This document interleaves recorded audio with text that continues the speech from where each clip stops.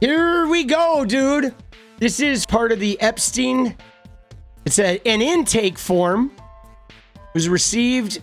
It says 8/3/2020 at 5:11 p.m. blank, date of birth blank, email address, yada, yada, yada. Resolves in Albuquerque submitted an online tip to the FBI National Threat Operations Center, okay, to report a follow-up tip regarding being a victim of Jeffrey Epstein.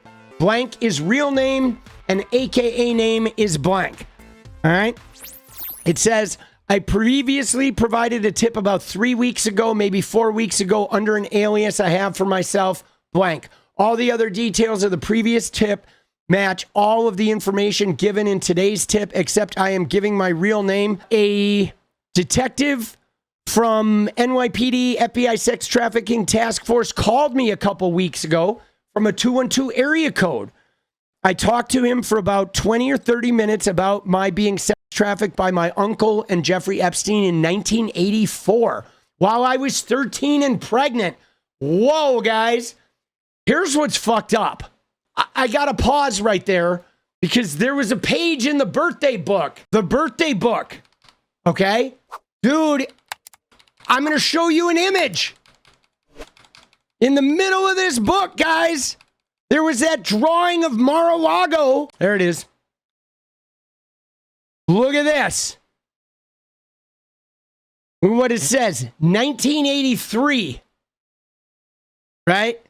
And it shows Epstein with balloons and, right? And it fucking candy. But look at the date. 1983. And he's approaching like young schoolgirls with balloons and candy. And then 2003, the girls are all massaging him. But like this person says she was trafficked in 1984 while she was 13. And the minute I read that, I was like, oh my God, somebody drew that. Isn't that wild?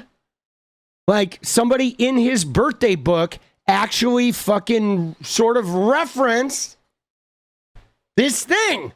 Like, that's eerie, isn't it? This woman reported something that happened in 1984, and then in 2003, one of his friends drew this photo for his birthday book that referenced him like skeezing on young girls in 1983. So that is a wild corroboration there that, you know, makes this story really believable that she was sex trafficked at 13.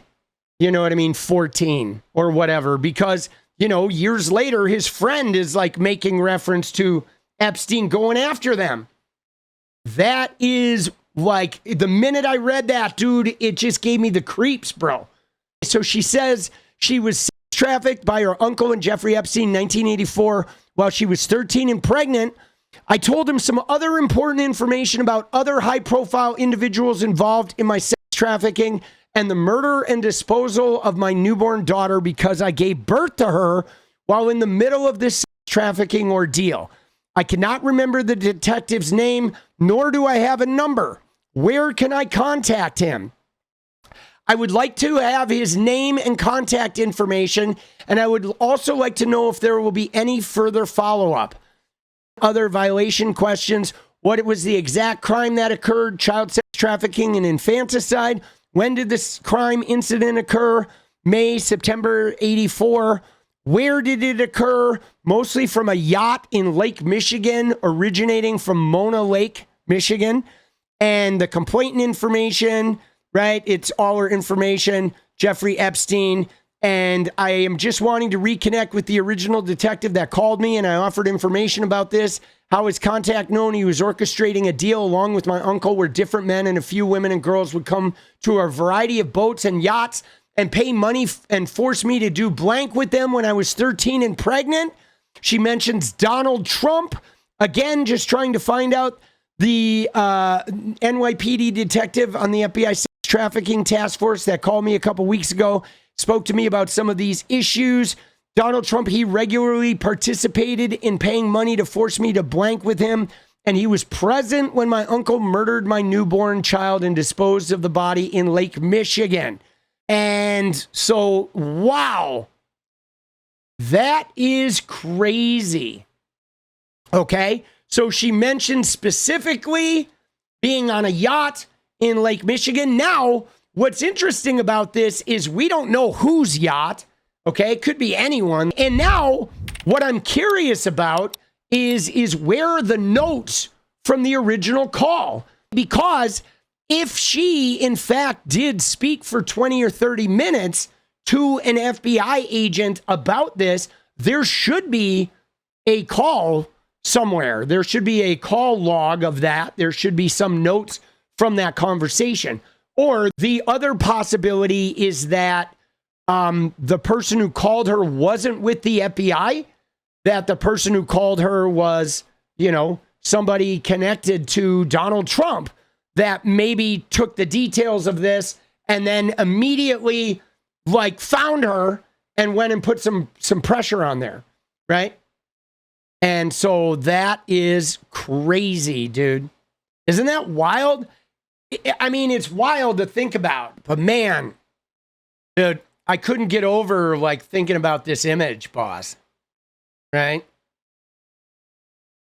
That was like that image just absolutely hit me. I mean, the fact that there are those allegations, guys. I mean, this is something I want to stop and just take a moment to process. Okay? Because there have been a million people that have, you know, like run for president, gone to high-level government jobs, but there's a finite number of men that cross paths with Jeffrey Epstein. For one, okay? There's a small number of wealthy, powerful men that even interacted with him whatsoever. Then there's a smaller number that were seen in photographs with him. Then there is a smaller number that were in his close inner circle, real close confidants, often on the plane, a lot of phone messages and shit.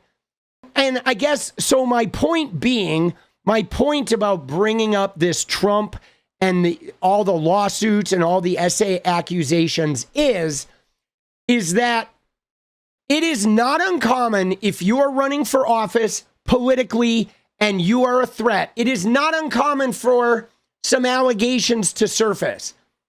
And it is not uncommon for people to try and railroad people with some type of false allegations or insinuation that something happened where it didn't.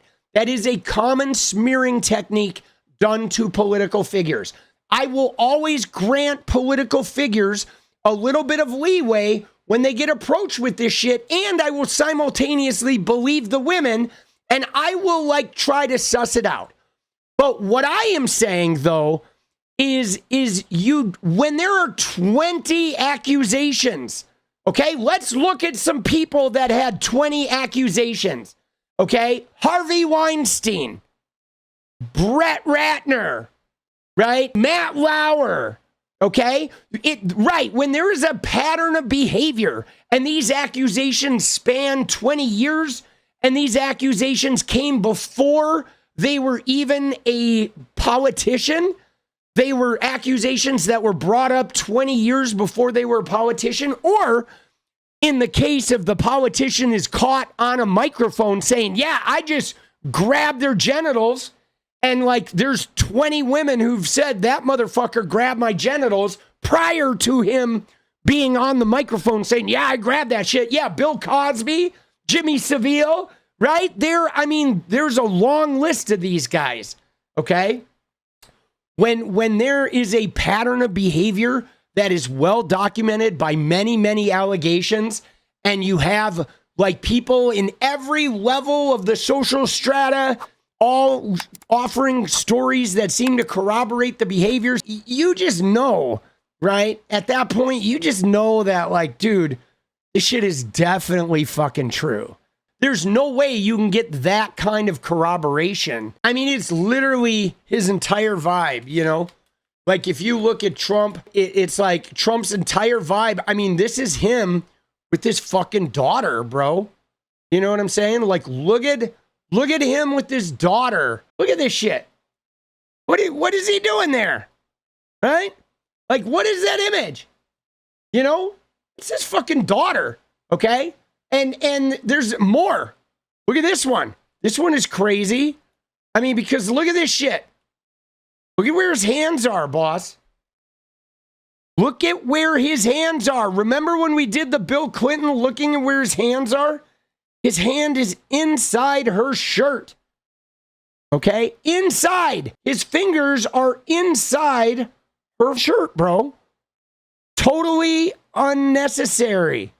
Right? That is weird, bro. And there was like a long history of this shit. Here's one where he's in a limo with her when she's a little bit older. I don't know, dude.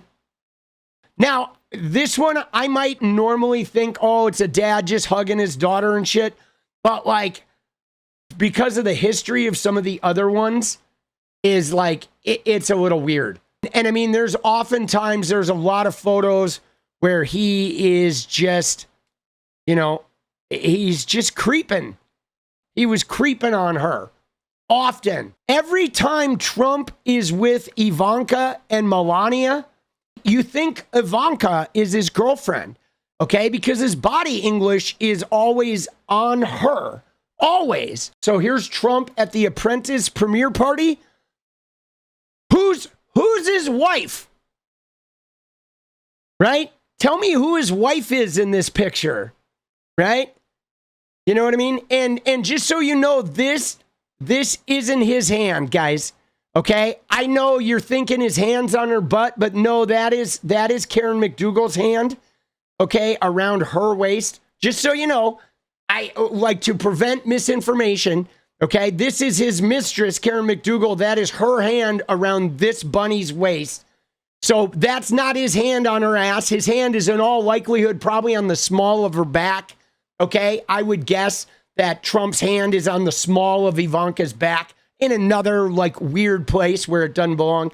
But this is his wife, okay? But you look at this photograph and you think that's his wife. And every time he is in a picture with Melania and Ivanka, he always looks like he's getting down with Ivanka.